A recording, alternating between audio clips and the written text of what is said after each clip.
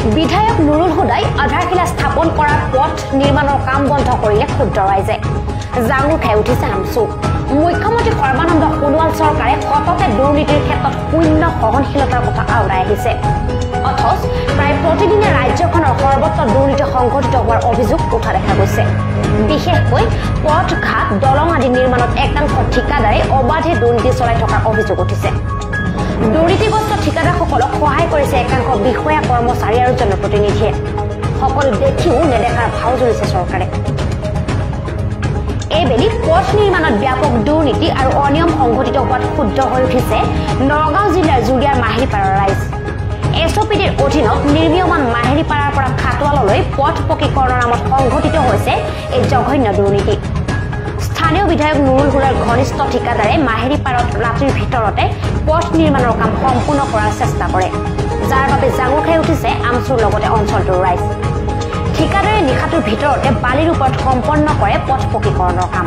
ইয়াৰ ফলত চপৰা চপৰিকৈ খহিছে পকী অভিযোগ উঠিছে বিধায়ক নুৰুল হুদাৰ ঘনিষ্ঠ হোৱাৰ সুযোগতে ঠিকাদাৰে সাহস পাইছে এনেদৰে দুৰ্নীতি কৰাৰ এছঅপিডিৰ অধীনত নিৰ্মীয়মান মাহিৰিপাৰাৰ পৰা খাটোৱাললৈ পথ পকীকৰণৰ নামত সংঘটিত হৈছে এই জঘন্য দুৰ্নীতি পথ নিৰ্মাণৰ নামত লাখ লাখ টকা ঠিকাদাৰে আত্মসাৎ কৰাৰ চেষ্টা কৰাৰ সময়তে ৰাইজে বন্ধ কৰি দিলে পথ নিৰ্মাণৰ কাম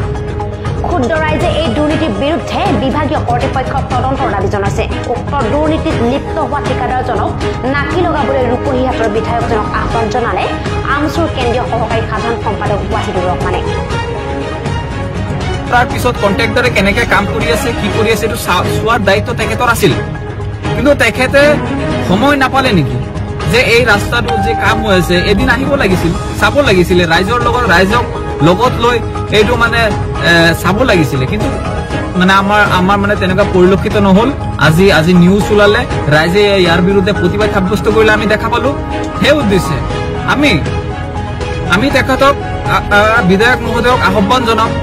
যে সেই পথছোৱা আপুনি অতি সোনকালে গৈ পেলাই এই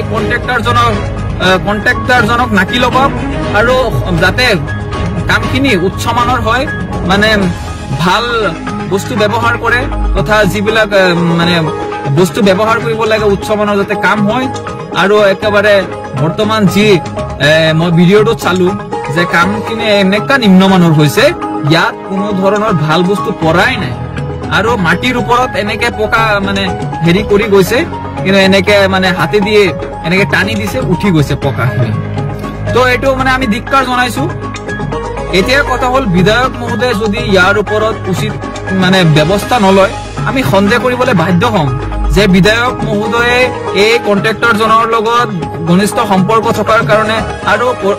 লগতে এই কন্ট্ৰাক্টৰজনৰ লগত তেখেতৰ কিবা অংক আছে সেইকাৰণে চাগে এনেকুৱা নিম্নমানৰ কাম তেখেতে কৰিবলৈ মানে কুণ্ঠাবোধ কৰা নাই কথা হল আমি কন্ট্ৰাক্টৰজনক ধিক্কাৰ জনাইছো আৰু বিধায়ক মহোদয়ক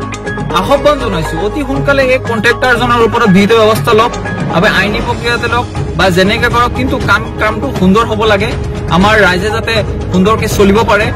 এয়া মোৰ বিধায়ক মহোদয়লৈ আহ্বান থাকিল লগতে সকলো সজাগ জনতালৈ ৰাইজলৈ মোৰ ধন্যবাদ থাকিল যে আপোনালোকে ওলাই আহিছে এনেকে